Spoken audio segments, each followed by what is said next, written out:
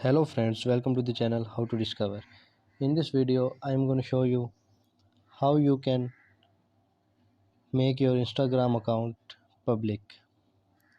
For this, you have to open your Instagram app and you have to click on the profile icon at the bottom. You can see the three-line icon above. Click on this and you have to go to the settings. On third, you will get the option of privacy. Now, on the very first option, you can see the private account. Click on this.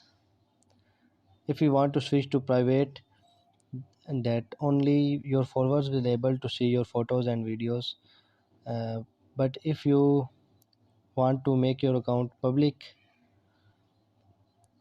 so you have to only uncheck this or switch to public.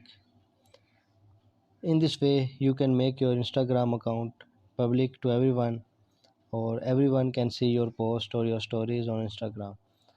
I hope you like the video. Don't forget to subscribe my channel. Thank you.